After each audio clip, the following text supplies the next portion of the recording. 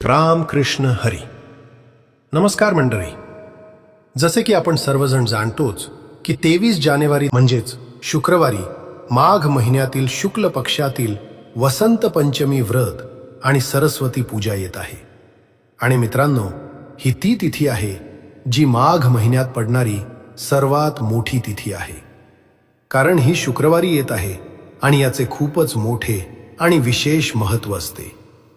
पूज्य गुरुजींनी सांगितले आहे की जर कधीही संधी मिळाली आणि माघ महिन्यातील शुक्ल पक्षाची वसंत पंचमी आणि सरस्वती पूजा शुक्रवारी आली तर तुम्ही लोकांनी 11 तांदळाच्या दाण्यांचा हा उपाय तर अवश्यच करायला हवा. या दोन्ही गोष्टींचा संयोग खूपच कमी वेळा येतो. याच सोबत गुरुजींनी आपल्या शिवपुराण कथेत सांगितले आहे की या दिवशी तुम्हाला 11 तांदळाच्या दाण्यांचा उपाय अवश्य करायला हवा. कारण असा दिवस संपूर्ण वर्षात फक्त एकदाच येतो. आणि मित्रांनो, तुम्ही सर्वजण जाणताच की शुक्रवार आणि वसंत पंचमीचा जर सर्वात मोठा कोणताही उपाय असेल तर तो 11 तांदळाच्या दाण्यांचा हा उपाय आहे. तर मित्रांनो, या शुक्रवारच्या वसंत पंचमीच्या दिवशी तुम्हाला या 11 तांदळाच्या दाण्यांच्या उपायाला नक्की करायचे आहे. असे खूप सारे लोक असतील ज्यांनी या उपायाला कधीच केले नसेल. म्हणजे पूर्ण वर्ष निघून गेले असेल आणि त्यांनी कोणत्याही दिवशी या 11 तांदळाच्या दाण्यांचा उपाय केला नसेल. पण मित्रांनो, तुमच्याकडे एक शेवटची संधी शिल्लक आहे, जी 23 जानेवारी शुक्रवार वसंत पंचमीच्या दिवशी आहे. तर या दिवशी तुम्हाला या उपायाला नक्कीच करून घ्यायचे आहे. भले तुम्ही पूर्ण महिनाभर हा उपाय केला नसेल, पण जर तुम्ही या माघ महिन्याच्या वसंत पंचमीच्या दिवशी जर हा उपाय केला तर तुम्हाला हा उपाय करण्याचे ते फळ मिळेल ज्याची तुम्ही कधी कल्पनाही केली नसेल. म्हणूनच तुम्ही लोक या उपायाला एकदा नक्की करून घ्या, जेणेकरून तुमच्या हातातून ही संधी जाऊ नये आणि तुम्हाला हा उपाय करण्याचे फळ मिळू शकेल. मित्रांनो, हा उपाय पंडितजींनी त्यांच्या आत्ताच्याच श्री शिवमहापुराण कथेत सांगितला आहे. हा उपाय आज आम्ही तुम्हाला खूप चांगल्या प्रकारे समजावून सांगणार आहोत. हा व्हिडिओ पाहिल्यानंतर हा उपाय समजून घेण्यासाठी तुम्हाला दुसऱ्या कोणत्याही व्हिडिओची पाहण्याची गरज पडणार नाही. तर चला मित्रांनो, उपायाला सुरुवात करूया. बघा, हा माघ महिन्यातील शुक्रवारच्या वसंत पंचमीचा दिवस इतका खास असतो, इतका महत्त्वपूर्ण असतो की असे पाहिले गेले आहे की कधीकधी मोठ्या मोठ्या पूजापाठ किंवा अनुष्ठानाने ज्या मनोकामना पूर्ण होत नाहीत त्या माघ महिन्यातील शुक्रवारच्या वसंत पंचमीच्या दिवशी एका छोट्याशा उपायानेच पूर्ण होतात. आणि खूप साऱ्या लोकांनी हा उपाय केला सुद्धा आहे आणि त्यांना या उपायाचे फळ सुद्धा नक्कीच मिळाले आहे. जर तुम्ही लोक सुद्धा हा उपाय करू इच्छित असाल तर तुम्ही हा उपाय आधी नीट समजून घ्या, ऐकून घ्या आणि त्यानंतर करा. तुम्हाला या उपायाचे फळ नक्की मिळेल. आणि हा उपाय केल्याने तुमच्या घरात कोणत्याही प्रकारची दुःख किंवा समस्या का चालली नसो, तुम्हाला त्याचे कारणही माहीत नसेल की ही समस्या कोणत्या कारणामुळे चालली आहे. त्याचे काहीही कारण असू शकते, जसे की पितृदोष असू शकतो किंवा कोणत्याही प्रकारचा मंगळ दोष सुद्धा असू शकतो. तर या दिवशी तुम्हाला हा उपाय करून घ्यायचा आहे. हा एक असा उपाय आहे जो जर एखाद्या विशेष दिवशी केला गेला तर त्या विशेष दिवसाचे जे फळ आहे ते तर आपल्याला मिळतेच मिळते, पण आपण त्या दिवशी हा उपाय केला आहे तर आपल्याला त्यापेक्षाही मोठे फळ मिळते. आणि फळ खूप लवकर मिळते, कारण तुम्ही हा उपाय एका खूप मोठ्या आणि विशेष दिवशी करत आहात.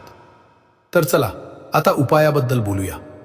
पण त्याआधी तुम्हाला हे जाणून घेणे आवश्यक आहे की नक्की हा उपाय कोणत्या वेळी करायचा आहे, कोणाला करायचा आहे आणि कसा करायचा आहे. तर चला, आम्ही तुम्हाला पुढे व्हिडिओमध्ये एक एक करून सांगून देतो. पण त्याआधी जर तुम्ही लोक आमच्या चॅनलवर पहिल्यांदा आला असाल किंवा माझा आवाज पहिल्यांदा ऐकत असाल तर आमच्या चॅनलला सबस्क्राईब नक्की करा आणि या व्हिडिओला लाईक करून कमेंट बॉक्समध्ये श्री शिवाय नमस्तुभयम आणि ओम नमः शिवाय नक्की टाईप करा.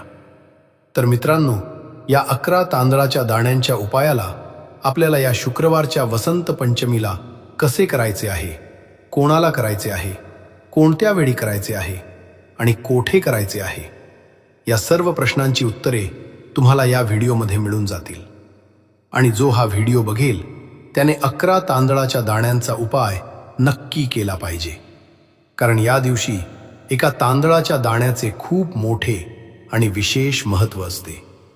आणि जेव्हा गोष्ट येते 11 तांदळाच्या दाण्यांची, तेव्हा ही सोन्याहून पिवळी गोष्ट होऊन जाते. आणि हा एक खूप मोठा उपाय होतो या शुक्रवारच्या वसंत पंचमीचा. तर आता मित्रांनो, हा 11 तांदळाच्या दाण्यांचा उपाय नक्की करायचा कोणाला आहे? सर्वात आधी आपण त्याबद्दल बोलूया. तर बघा, घराच्या ज्या मोठ्या माता भगिनी असतात, त्या माता भगिनींपैकी कोणीही एक मोठी माता भगिनी हा उपाय करू शकते. आणि मित्रांनो, जर तुम्हाला हवे असेल तर तुम्ही घरातील सर्व सदस्यांकडून सुद्धा हा उपाय करून घेऊ शकता. जर एखाद्या व्यक्तीची स्वतःची काही मनोकामना असेल, स्वतःचे काही दुःख किंवा परेशानी असेल, जी त्याला स्वतःसाठीच करायची असेल, तर तो स्वतःसुद्धा स्वतःसाठी हा उपाय करू शकतो. बाकी जर घरातील कोणी असे असेल ज्याला आपल्या पूर्ण घर परिवाराच्या सुख आणि शांतीसाठी हा उपाय करायचा असेल, तर तो सुद्धा करू शकतो. त्यात काहीही अडचण नाही. सांगायचा उद्देश हा आहे की हा उपाय घरातील प्रत्येक सदस्य सुद्धा करू शकतो किंवा पूर्ण परिवारासाठी घरातील एखादी मोठी माता भगिनी सुद्धा करू शकते. माता भगिनी जर घरात उपस्थित नसतील किंवा त्या हा उपाय करू शकत नसतील, तर मग घराचा एखादा मोठा सदस्य सुद्धा या 11 तांदळाच्या दाण्यांच्या उपायाला करू शकतो. मग तो पुरुष का असेना, त्यात कोणतीही अडचण नाही. आता मित्रांनो, हा 11 तांदळाच्या दाण्यांचा उपाय आपल्याला करायचा कुठे आहे? आपल्याला हा उपाय शिवजींच्या मंदिरात जाऊनच करायचा आहे. खूप लोक प्रश्न विचारतात की काय आम्ही हा उपाय घरी करू शकतो? तर हा उपाय तुम्ही घरी करू शकत नाही. हा उपाय करण्यासाठी तुम्हाला शिवजींच्या मंदिरातच जावे लागेल. त्यानंतर जो पुढचा प्रश्न येतो तो हा आहे की नक्की हा उपाय कोणत्या वेळी करायचा आहे? सकाळी करायचा आहे की संध्याकाळी करायचा आहे? तर बघा, हा उपाय तुम्ही सकाळी सुद्धा करू शकता आणि संध्याकाळी प्रदोष काळात सुद्धा करू शकता. आता जर तुम्ही विचाराल की सर्वात उत्तम वेळ कोणती असेल या 11 तांदळाच्या दाण्यांचा उपाय करण्यासाठी, तर आम्ही तुम्हाला इतकेच सांगू की हा उपाय तुम्ही सकाळी केलात तर जास्त चांगले होईल. बाकी जर संध्याकाळी प्रदोष काळात केलात तरीही चांगले आहे. त्यात काहीही अडचण नाही. तर मित्रांनो, पुढची सर्वात मोठी आणि महत्त्वाची गोष्ट ही आहे की सकाळी जर आपण उपाय केला तर किती वाजेपासून किती वाजेपर्यंत करायचा आहे, आणि संध्याकाळी प्रदोष काळात केला तर किती वाजेपासून किती वाजेपर्यंत करायचा आहे. तर बघा, सकाळी जितक्या लवकर होईल तितक्या लवकर उपाय करण्याचा प्रयत्न करा. बाकी जर काही कारणास्तव उशीर झाला तरी 10 किंवा 11 वाजेपर्यंत सुद्धा तुम्ही हा उपाय करू शकता. पण 12 वाजेपेक्षा जास्त उशीर होऊ देऊ नका. या गोष्टीची काळजी घ्या. त्यानंतर संध्याकाळी प्रदोष काळाबद्दल बोलायचं झाले तर प्रदोष काळाची वेळ संध्याकाळी 6 वाजल्यापासून सुरू होते. म्हणजे संध्याकाळी 6 ते 7 वाजेपर्यंतची जी वेळ असते ही प्रदोष काळाची वेळ असते. आणि आता जे हवामान आहे त्यात संध्याकाळ थोडी उशिरा होते. तर तुम्ही हा उपाय 7 किंवा 8 वाजेपर्यंत सुद्धा करू शकता. म्हणजेच संध्याकाळी 6 ते 8 या वेळेत तुम्ही कधीही हा उपाय करू शकता. त्यात काहीही अडचण नाही. आता मित्रांनो, इथे या उपायाबद्दल अजून एक मोठी गोष्ट येते की हे 11 तांदळाचे दाणे आपल्याला घ्यायचे कुठून आहेत? काय आपल्याला दुकानातून आणायचे आहेत की स्वतःच्या घरातून घ्यायचे आहेत? आणि कोणते तांदूळ घ्यायचे आहेत? कारण तांदूळ सुद्धा खूप प्रकारचे असतात. तर या सर्व प्रश्नांची उत्तरे तुम्ही एका शब्दात ऐकून घ्या की उपायामध्ये तुम्हाला हे पाहायचे नाहीये की कोणते तांदूळ आहेत. बस, तुम्ही जो तांदळाचा दाणा घेत आहात तो अखंड असावा, म्हणजे तो अख्खा असावा, तुकलेला नसावा किंवा चिरलेला नसावा. ही गोष्ट लक्षात ठेवायची आहे. बाकी तुमचे तांदूळ बासमती असोत किंवा साधे असोत, त्यात काही अडचण नाही. तर सरळ गोष्ट आहे की तुमच्या घरातील स्वयंपाकघरात जिथे तुम्ही जेवण बनवता तिथे जे काही तांदूळ असतील त्यातील 1 वाटी भरून घ्या किंवा 1 मूठ तांदूळ बाजूला काढून ठेवा. कारण आपल्याला 11 तांदूळच इथे घ्यायचे आहेत.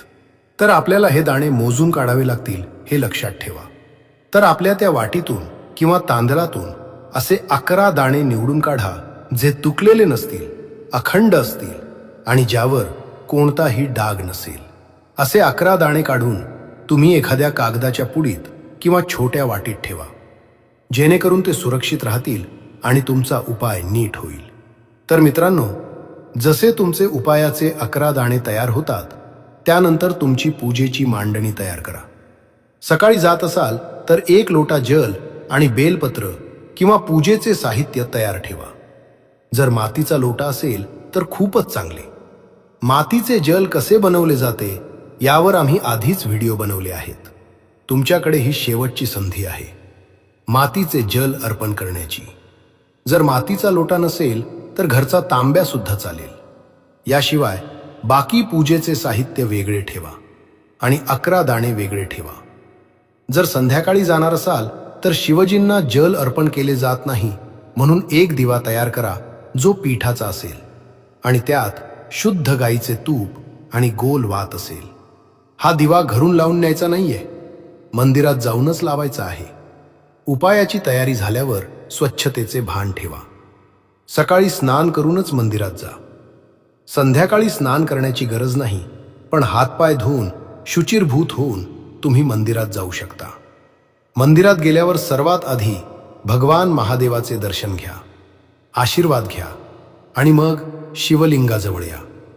आधी तुमची नेहमीची पूजा करा, जल अर्पण करा, बेलपत्र वाहा आणि श्री शिवाय नमस्तुभयम जप करा.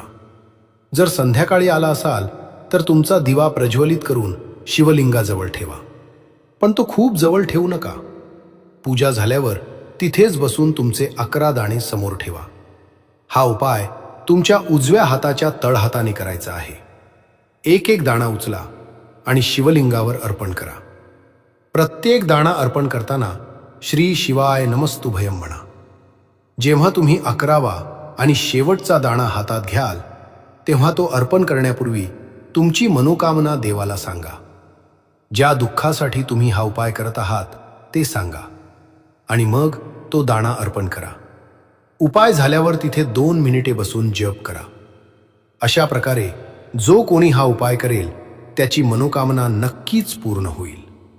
ही होती पूज्य गुरुजींनी सांगितलेली विशेष माहिती. व्हिडिओ आवडला असेल तर लाईक करा. पुन्हा भेटूया अशाच एका नवीन माहितीसह. तुम्हा सर्वांना जय श्री रुक्मिणी कृष्ण.